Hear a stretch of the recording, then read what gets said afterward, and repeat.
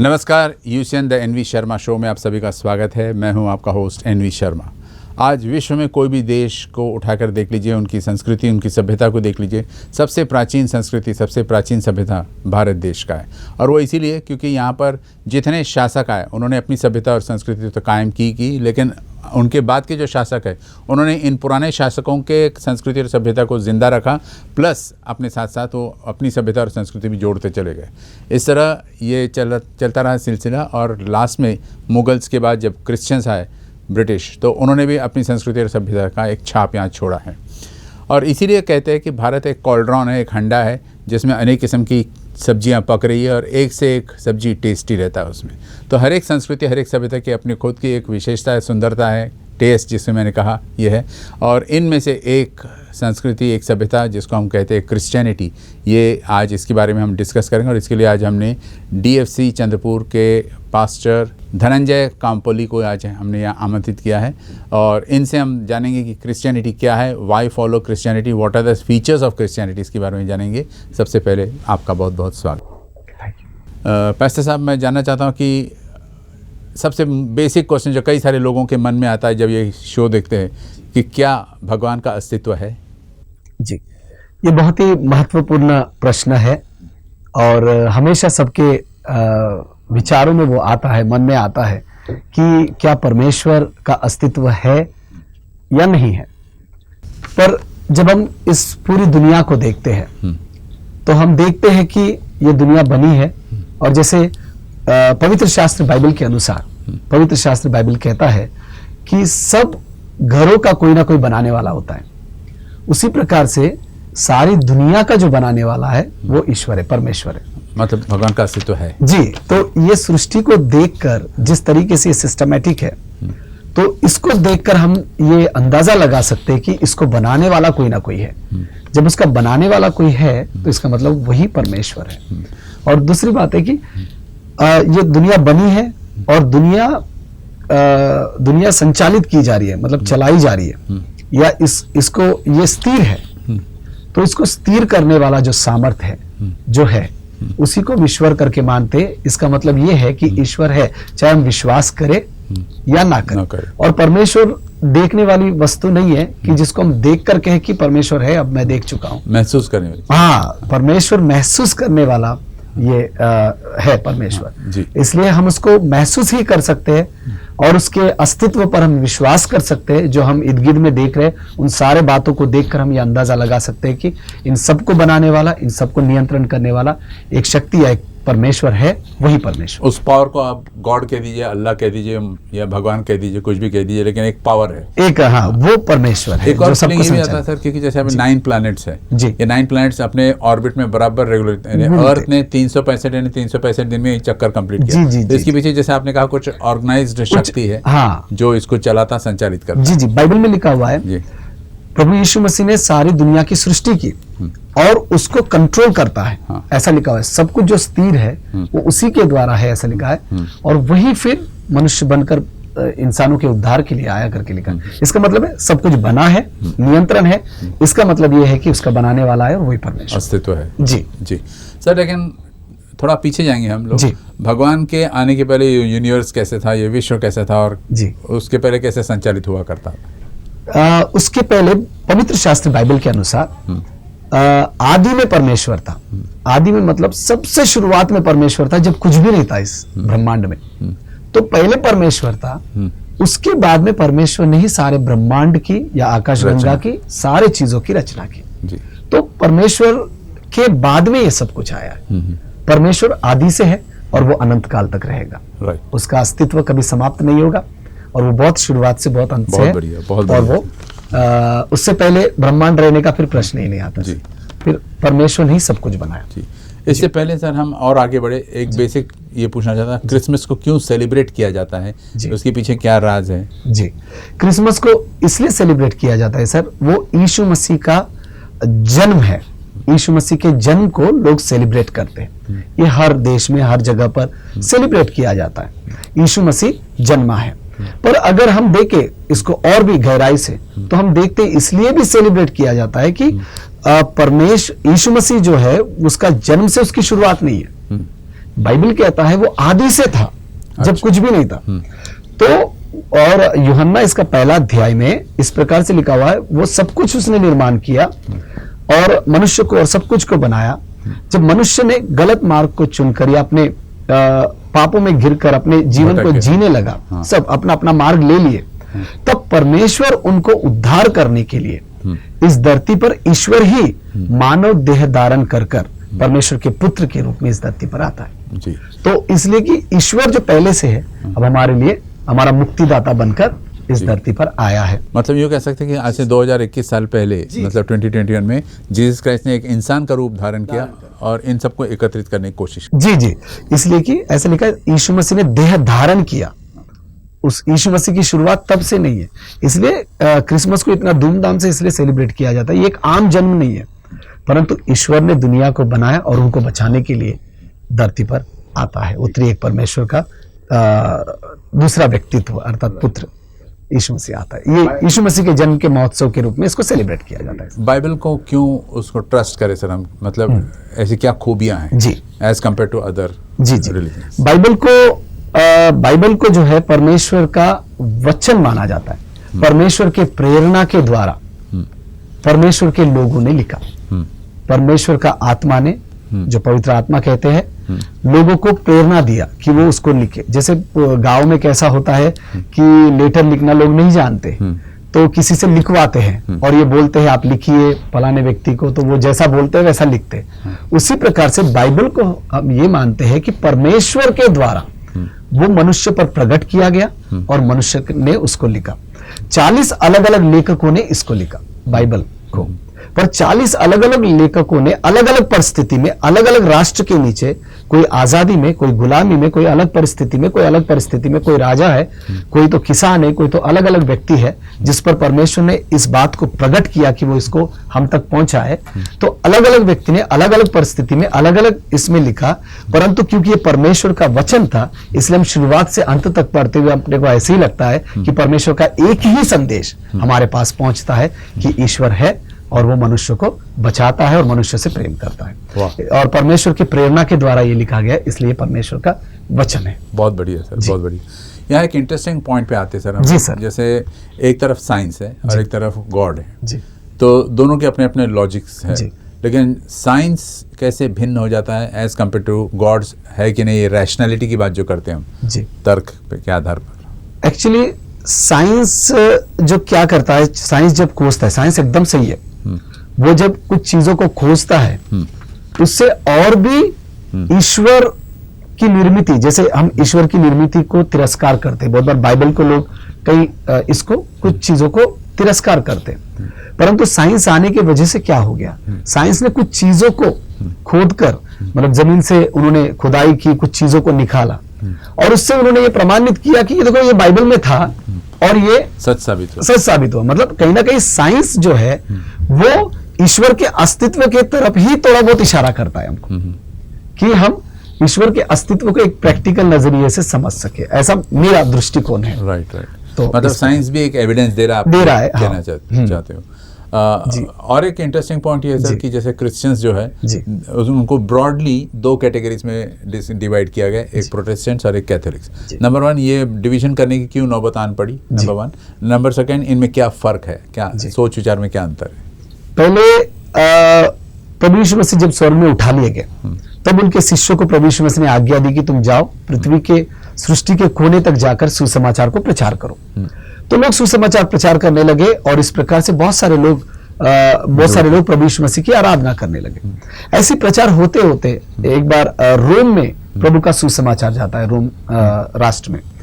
वो वहां का शासक प्रभु यीशु मसीह को अपनाता है और वहां से एक ऐसा पंथ शुरू होता है जहां पर जो उससे पहले के जो शिष्य थे, जो उन्होंने सिखाया कि प्रभु यीशु मसीह की आराधना करना चाहिए, प्रभु यीशु मसीह की प्रार्थना करना चाहिए, उसको छोड़कर कुछ अलग आराधना शुरू होने लगी। जैसे वहां पर वो लोग मरियम को मानने लगे, मरियम की आराधना करने लगे और संतों को भी प्रार्थना करने लगे, जबकि बाइबल बताता है हमें पिता से प्रार्थना करना है प्रभु यीशु मसीह के नाम से। तो फिर जब ये चल रहा था, उस समय में एक व्यक्ति होता है जो बाइबल को अच्छे से पढ़कर लोगों को उसका सही अर्थ बताता है और कहता है कि आज चर्चेस में कुछ अलग तरह की आराधना हो रही है, हमें यीशु मसीह पर ही विश्वास कर उद्धार पाया जाता है, ऐसा बाइबल में लिखा है करके वो एक ऐलान करता है।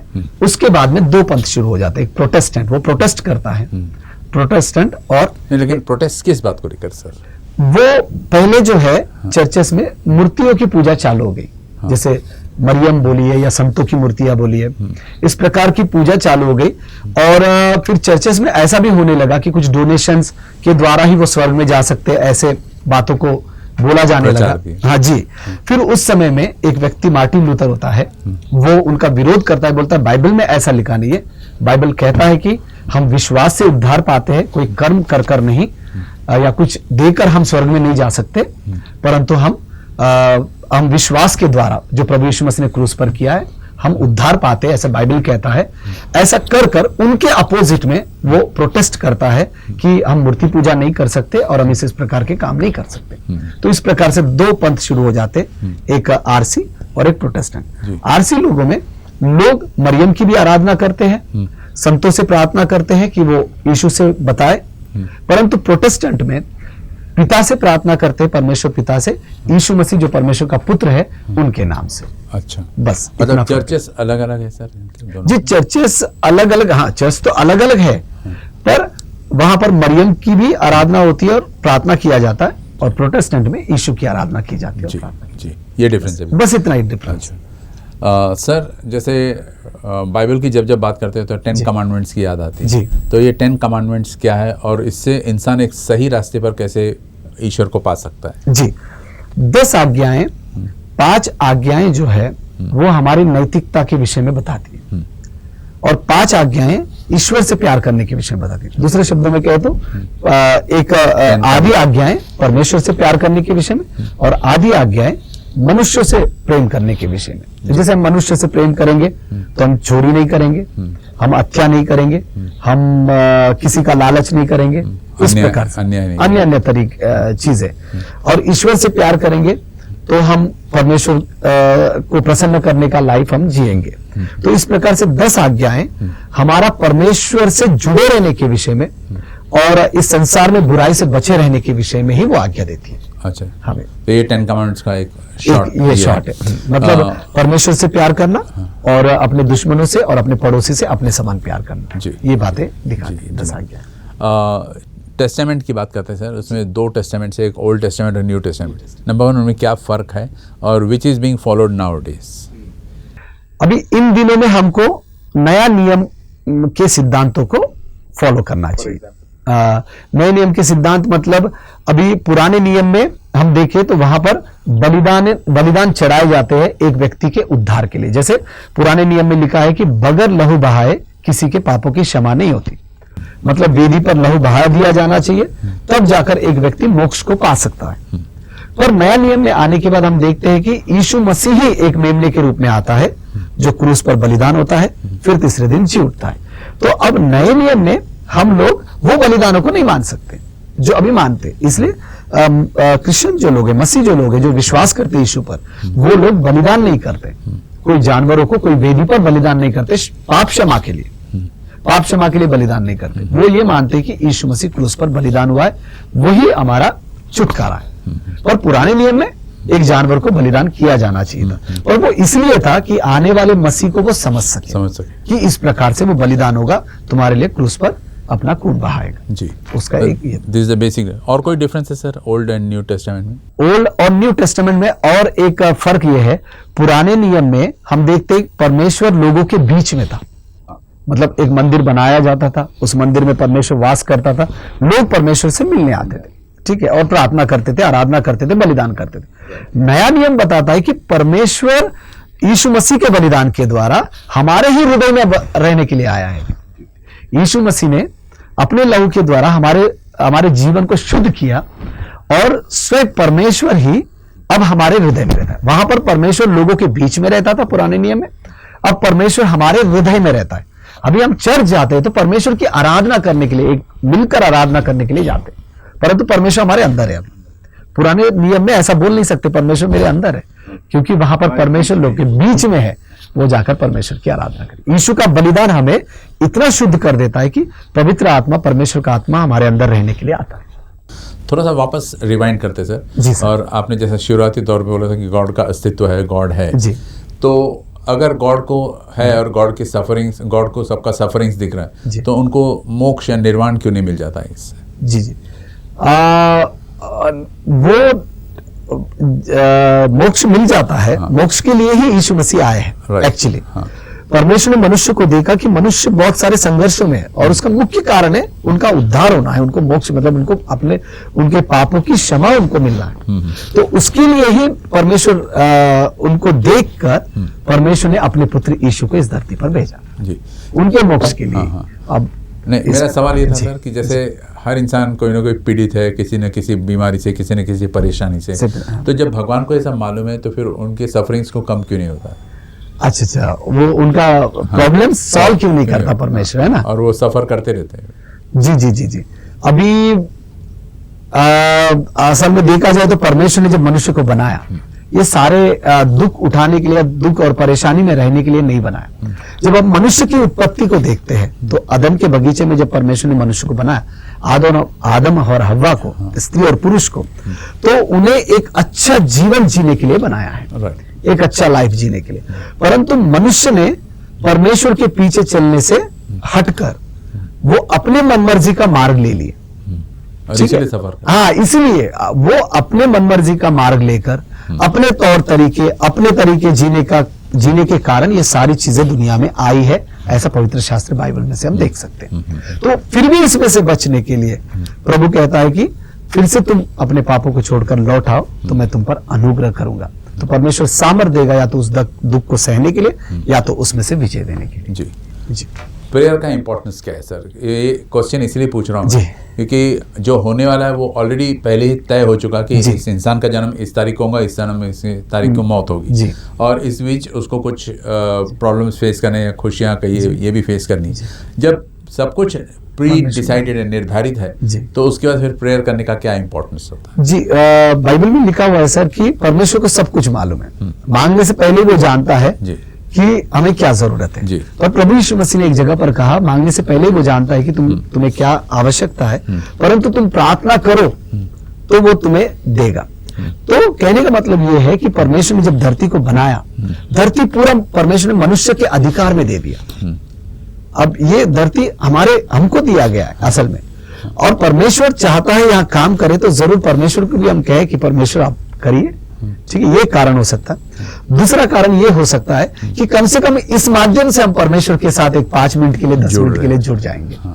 और हम उससे प्रार्थना करेंगे और उसके साथ संगति करेंगे। Right. हम इतने व्यस्त दुनिया में रहते हैं सर कि हमारे पास टाइम नहीं है, परंतु हमारे पास एक टाइम होता है प्रेयर का कि हम थोड़ा देर प्रेयर कर सकते हैं और हम परमेश्वर के साथ में फिर से हम संपर्क को स्थापित कर सकते हैं। और तीसरी बात यह है कि हम प्रार्थना के द्वारा परमेश्वर को योग्य ठहराते हैं। परमेश्वर आप इस परिस्थिति को बदलने के लिए योग्य है और मैं आप पर भरोसा रखता हूँ, इसलिए मैं प्रार्थना कर रहा हूँ।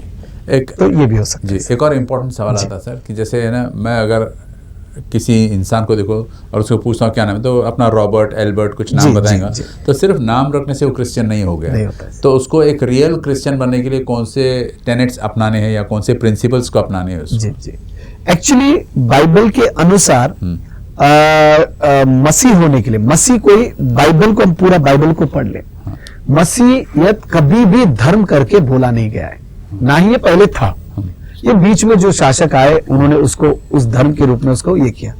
बाइबल के अनुसार मसीहत एक मार्ग है जिसमें हम पापों को छोड़कर धार्मिकता में और अच्छे काम में दूसरों की भलाई के लिए और ईश्वर को प्रसन्न करने का जीवन जिए। जी। तो एक व्यक्ति को हम आज के दिन में उसी को मसीह कह सकते हैं जो व्यक्ति यीशु मसीह के वचनों का, उसके आज्ञाओं का पालन करता हो। जी। चाहे नाम कुछ भी हो, अगर वो प्रभु यीशु मसीह के सिद्धांतों पर और वचनों पर, उसके प्रेम में चलता हो। जी, मतलब ये जो सिद्धांत आपने कहा, ये सिद्धांत आपको अपनाना है और उसके रास्ते पर ही चलना है। That is a true Christian, है ना? हाँ, अदरवाइज सिर्फ नाम रखने से कुछ नहीं। कोई क्रिश्चियन नहीं होता। बाइबल के अनुसार भी और प्रभु यीशु मसीह के अनुसार भी अगर मैं नाम कुछ भी रख लूं, अगर मेरा जीवन यीशु मसीह के स्वभाव के अनुसार नहीं है, तो मैं परमेश्वर के नजरों में कदापि उद्धार पाया हुआ मसीह नहीं। बस अलग अलग धर्मों की बात करते हैं सर, जब हम तो हम बोलते हैं मैरिज को लेकर उनके कुछ, एक धर्म का कुछ व्यूज़ है, दूसरे धर्म का कुछ और ही व्यूज़ है, तीसरे धर्म का कुछ और व्यूज़ है। तो क्रिश्चियनिटी के अनुसार मैरिज क्या है और मैरिज के बारे में क्या कहा गया है? एक्चुअली बाइबल में मैरिज के विषय में बताया गया है, मैरिज सबसे पहले अगर किसी ने शुरू किया मैरिज की विधि को, तो वो परमेश्वर ने शुरू किया। आदम और हव्वा को परमेश्वर ने बनाने के बाद पहला विवाह परमेश्वर ही उनके बीच में रहकर उनका विवाह करके दिया। विवाह ये परमेश्वर द्वारा स्थापित एक नियम है, कोई मनुष्य के द्वारा स्थापित नियम है। चाहे वो कहीं पर भी, कोई भी देश में, कैसे भी, किसी भी कंट्री में कोई भी नियम से बना रहे होंगे, परंतु ये परमेश्वर के उस नियम को पूरा करना है। परमेश्वर ने जब पुरुष को पहले बनाया, आदम को बनाया, आदम को अकेला देखकर कहा कि आदम का अकेला रहना अच्छा नहीं है, मैं उसके लिए एक सहायक बनाऊंगा, एक ऐसा सहायक बनाऊंगा जो उसके साथ मेल खाए। तो परमेश्वर ने उसके लिए स्त्री बनाई। तो परमेश्वर नहीं चाहता कि हम अकेला जीवन जिए, परमेश्वर चाहता है कि एक हमारे लिए उचित सहायक बना के रखा है। हम दोनों ही जीवन के एक साथी, जीवन का साथी है, या क्या बोलते, जीवन को जीने के लिए दोनों एक सहायक के रूप में एक दूसरे के साथ जीवन को जिएंगे। और विवाह का साक्षी भी स्वयं परमेश्वर है। परमेश्वर ही है जो विवाह को स्थापित किया और विवाह का साक्षी है। और परमेश्वर नहीं चाहता कि अकेले रहे, बाइबल के अनुसार वो चाहता है कि विवाह कर कर वो जीवन को जिए। और प्रभु का एक ब्लेसिंग है विवाह करने वालों के लिए कि फूलो फलो और पृथ्वी में भर जाओ। प्रभु चाहता है कि संतान उत्पत्ति होते रहे और इस प्रकार से दुनिया चलती रहे। इस प्रकार से परमेश्वर ने बनाया है विवाह को। ठीक इसी का ऑपोजिट लेंगे सर, जी। डिवोर्स। तो डिवोर्स के बारे में क्रिश्चियनिटी की क्या व्यूज है? नंबर वन, भगवान ने तो कभी नहीं कहूंगा कि डिवोर्स होगा। नहीं, बाइबल में जब खासकर एक क्रिश्चियन विवाह होता है तब एक शब्द बोला जाता है, जिनको परमेश्वर ने जोड़ा है उनको मनुष्य अलग ना करे। मनुष्य मतलब पति पत्नी भी हो सकते, उनके विचार भी हो सकते, पत्नी का विचार पति के साथ नहीं पड़ रहा, इस प्रकार से उनके विचार भी हो सकते हैं जो उनको अलग करने की कोशिश करें। प्रभु यीशु मसीह ने तलाक के विषय में एक सिंपल सी बात कही, व्यभिचार को छोड़ और किसी बात को लेकर तलाक नहीं होना चाहिए, नहीं होगा या नहीं होना चाहिए। तो मसीह सिद्धांत के अनुसार एक व्यक्ति तभी तलाक दे सकता है यदि व्यभिचार में पाया गया है, तो पाई गई है, पाया गया तो तभी तलाक है। अन्यथा उनको एक साथ ही जीवन निर्वाह करना है, वो जीवन के वरदान के वारिस है। दोनों एक साथ जीवन जिए, जीवन के अंत तक, मरे तक। डिवोर्स के अगेंस्ट है, डिवोर्स के अगेंस्ट है बाइबल, बिल्कुल जी। एक ही शादी करे और वो जीवन भर उसको निभाए अनटिल डेथ। हाँ जी सर, ठीक उसी प्रकार हेवन और हेल के बारे में, स्वर्ग और नरक के बारे में क्रिश्चियनिटी क्या कहता है? जी, स्वर्ग और नरक के विषय में बाइबल कहता है कि स्वर्ग है, इसलिए हम प्रार्थना, प्रभु की सिखाई हुई प्रार्थना में कहते, हे हमारे पिता तू जो स्वर्ग में है, मतलब पिता कहां पर है? स्वर्ग में, मतलब जहां पर परमेश्वर है उसको हम स्वर्ग कहेंगे। और अब कई लोग इस प्रकार से भी विश्वास करते, किसने स्वर्ग को देखा? कौन गया स्वर्ग में अब तक जो ये करता है, स्वर्ग है करके? तो हम बाइबल में उसका छोटा सा आंसर भी हम देख सकते हैं। प्रभु यीशु मसीह जो देह धारण किया, मतलब वो आया और देह में एक देह धारण करके धरती पर आया। यीशु मसीह का जन्म का शुरुआत वो यीशु मसीह की शुरुआत नहीं है, वो पहले से। और यीशु मसीह क्रूस पर मरने के बाद, जिलाए जाने के बाद फिर स्वर्ग में उठा लिया गया। तो यीशु मसीह कुछ लोगों के देखते स्वर्ग में उठा लिया गया। अभी यीशु मसीह जहां पर है वो वही स्वर्ग है। और वो कहते हैं कि स्वर्ग है, इसका मतलब है वो व्यक्ति जो आया है, जो गया है, वो कहता है, वो प्रभु कहता है कि स्वर्ग है, तो हम विश्वास कर सकते हैं। ठीक है, तो स्वर्ग है जो जहां परमेश्वर रहता है और जो शांति का जगह है, जो पवित्र जगह है, और वहां पर कोई भी तरह का पाप नहीं और कोई भी पाप को स्थान नहीं। पीस एंड हैप्पीनेस, हैप्पीनेस है, आनंद है, शांति है, पर वहां कोई व्यभिचार नहीं, कोई पाप नहीं, कुछ भी नहीं। वो शांति का और आनंद का और ईश्वर का जगह है। अब दूसरी तरफ अगर नरक को बोला जाए, नरक ये जो है वो बाइबल बताती है वो एक जलता हुआ कुंड के समान है, एक आग की झील है, ऐसा लिखा गया। पर ये नरक क्यों बनाया गया वो भी बाइबल में लिखा है। प्रभु यीशु मसीह ने कहा ये शैतान के लिए बनाया गया। शैतान जो एक समय में स्वर्गदूत था और परमेश्वर के विरुद्ध में कार्य करता है, और स्वर्गदूत की पूरी वो मंडली को परमेश्वर स्वर्ग से हटा देता है। अब उसके लिए परमेश्वर ने नरक को बनाया, उनका एक टाइम डिसाइड है, वो टाइम में उनको नरक में डाल दिया जाएगा। लेकिन ये शैतान भी गॉड ने निर्मित किया है सर। जी जी, वो पहले स्वर्गदूत थे, वो दूत थे, तो परमेश्वर की इच्छा को पूरा करते थे। तो वो एक समय ऐसा आता है कि वो खुद ईश्वर बनना चाहते थे, ईश्वर के ही सिंहासन पर बैठना चाहते थे, तो इसलिए उनको स्वर्ग से गिरा दिया जाता है और उसके बाद में उनके लिए नरक को बनाया जाता है और वो एक समय आएगा जब उनको उसमें डाल दिया जाएगा। परंतु जो भी शैतान के मार्गदर्शन में या उसके बताए हुए मार्ग पर चलता है, उन आत्माओं के बहकावे में, वो भी उसके साथ वहां पर जाएगा। जी सर, अभी कुछ देर पहले इसके बारे में बात कर रहे थे, मैरिज एंड डिवोर्स। जी, इसके अलावा एक और इम्पोर्टेंट फैक्टर है, वो है अडल्ट्री। जी, तो इसके बारे में क्रिश्चियनिटी क्या कहता है? बाइबल में क्लियरली लिखा है व्यभिचार एक पाप है। ठीक है, शायद हो सकता है कि शादी से पहले हो या शादी के बाद हो। शादी से पहले मतलब शादी से पहले शारीरिक संबंध रखना बाइबल के अनुसार पाप है। ठीक है, बाइबल कहता है कि वो विवाह तक रुके और पूर्ण पवित्रता के साथ विवाह करे और अपने वैवाहिक जीवन को जिए। ठीक है, तो अपने कुंवारेपन को भ्रष्ट ना करें। तो दूसरा है कि विवाह होने के बाद भी यदि स्त्री हो पुरुष हो गलत संबंध रखता है तो बाइबल कहता है वो भी पाप है, और बाइबल में इन दोनों के विषय में ठीक ठीक न्याय का घोषणा किया गया और बोला गया है व्यभिचारी लोग स्वर्ग के राज्य में प्रवेश नहीं करेंगे। इस प्रकार से कहा गया सर, इसलिए पवित्र जीवन की जरूरत है।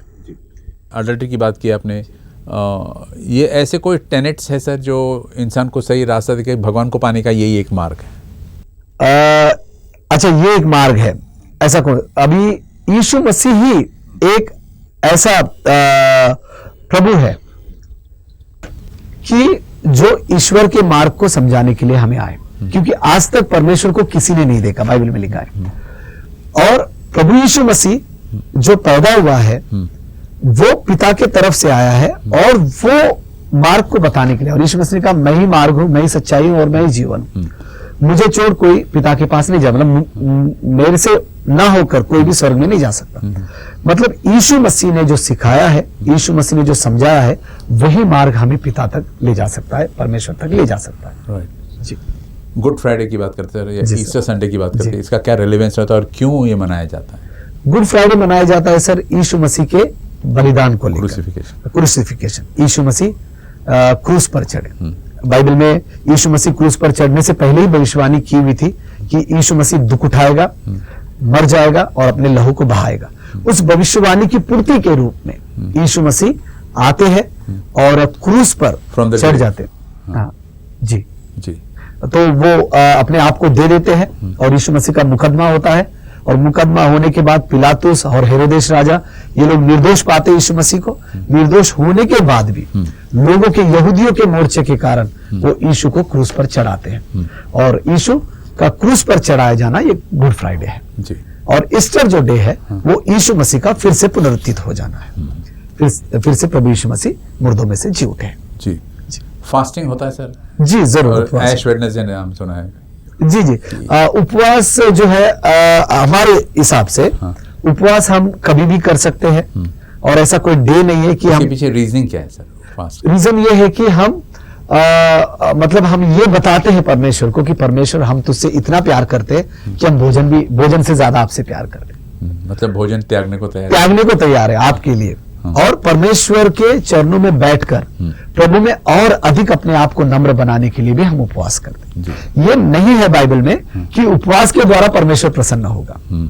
परमेश्वर हमारे कर्मों से प्रसन्न नहीं होता।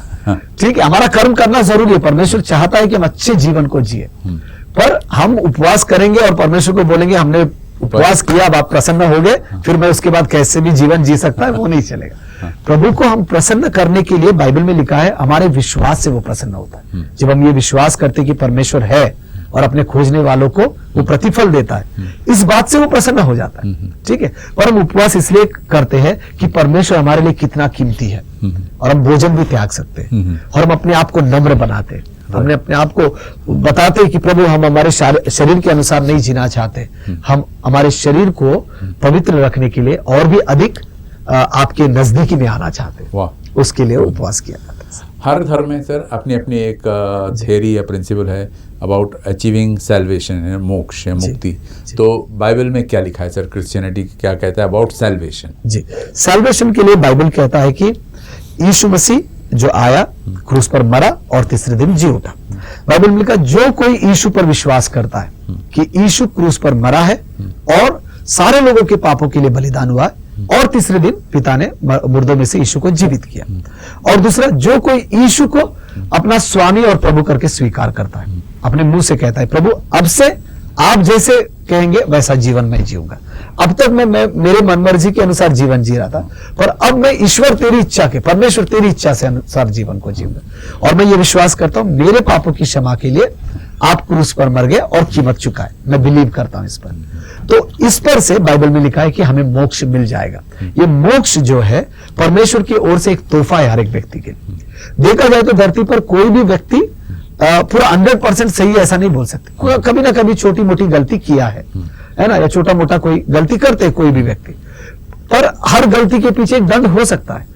परंतु प्रभु हमें बचाना चाहता है। परंतु परमेश्वर पर जब हम विश्वास करते हैं, ऐसा लिखा है कि हम जब उसको अपना प्रभु करके स्वीकार करते हैं, हम जब बिलीव करते हैं, तो प्रभु हमें क्षमा कर वो तोहफा हमें देते हैं। ठीक है, कि हमें उद्धार या मोक्ष हमें मुफ्त में मिल जाता है। वो मुफ्त है पर सस्ता नहीं है, क्योंकि यीशु ने उसके लिए क्रूस पर कीमत चुकाई। जी, before we wind up sir, एक आखिरी क्वेश्चन पूछना चाहता हूँ कि व्हाट इज डूम्सडे, कयामत जिसको कहते हैं? जी जी, हाँ, अकॉर्डिंग टू क्रिश्चियनिटी। जी जी, कयामत का दिन बाइबल, अभी तो हम बहुत ही उस क्लेश काल के बहुत करीब आते चले जा रहे हैं दिन ब दिन। प्रभु यीशु मसीह का आगमन होगा, आगमन होगा। यीशु मसीह ने बादल जब स्वर्ग में चले गए तब उन्होंने कहा कि मैं दोबारा आऊंगा। और बाइबल कहता है कि यीशु मसीह बादलों पर आएगा और जो उसके पीछे, उस पर विश्वास कर उसके पीछे सच्चाई से चल रहे हैं, वो उसके साथ बादलों पर उठा लिए जाएंगे। और जो मर गए हैं विश्वास कर वो लोग भी उठा लिए जाएंगे। हाँ। उसके बाद कयामत की शुरुआत हो जाएगी। अच्छा, उसके बाद भयानक क्लेश, भयानक कयामत इस धरती पर आ जाएगा। तो बाइबल बताती है एक ऐसा शासक आएगा जो सारे वर्ल्ड को पर राज करेगा। दिखने में वो बहुत ही धर्मी और बहुत ही उसकी बातें अच्छी रहेगी, परंतु बहुत ही कठोर और बहुत ही अलग शासक होगा। मेरे ख्याल से पूरी करेंसी भी सेम एक ही हो जाएगी। वन वर्ल्ड गवर्नमेंट हो सकता है। हाँ। इस प्रकार से होकर वो शासन चलेगा। और बाइबल में उसके विषय में लिखा महान क्लेश होगा। और उसके पश्चात फिर से एक बार प्रभु यीशु मसीह इस धरती पर ही 1000 वर्ष के लिए वापस आएंगे। वो 7 साल के क्लेश के बाद में फिर यीशु मसीह वापस आएंगे और यीशु के साथ जो उठा लिए गए थे वो लोग भी आएंगे। ऐसा लिखा है यहाँ पर, यीशु मसीह 1000 वर्ष तक धरती पर ही रहेंगे। तो आपको लगता है वो समय पास आ रहा है सर? एकदम करीब है हम लोग। अभी जो चीजें होती जा रही है पूरे वर्ल्ड में, वो सारे चीजों को देखकर ये लगता है कि अब वो दिन बिल्कुल ही करीब है। हो सकता है वो कब प्रकट हो जाए या कब चीजें वो शुरू हो जाए, कुछ बोल नहीं सकते। इसलिए एक ही है कि हमें अपने आप को तैयार करना है पूरी पवित्रता के जीवन के साथ में उस दिन के लिए, ताकि हम बच सके, उस क्लेश से बच सके। जी, आपका ये पूरा शो जो था, टॉक जो था, डिस्कशन जो था, वो अपने आप में एक मैसेज था, लेकिन फिर भी एक मैसेज देना चाहोगे जनता को, इम्पोर्टेंट मैसेज, तो वो क्या रहेगा सर? वो ये रहेगा सर कि प्रभु यीशु मसीह, जो क्रिसमस है, अभी हम क्रिसमस के सीजन में है, प्रभु यीशु मसीह हम सबों के लिए आए हैं, हम सबों से प्यार करते हैं। और हम भी यीशु मसीह के उस स्वभाव को अपनाएं, एक दूसरे से प्यार करें, एक दूसरों के लिए दुआ करें और एक दूसरे के साथ खुशियों को बांटें। हम बीते दिनों में बहुत सारे दुख का सामना किए, परिस्थिति का सामना किया कोरोना की वजह से, परंतु हम प्रभु यीशु मसीह के प्यार को बांटेंगे और एक दूसरे से प्रेम करेंगे और एक दूसरे को उठाएंगे और एक दूसरे की मदद करेंगे। बस यही संदेश मैं देना चाहूँगा। प्रभु यीशु मसीह सबको आशीष दे। Thank you so much sir, it was a pleasure as usual talking to you. Thank you very much. Thank you.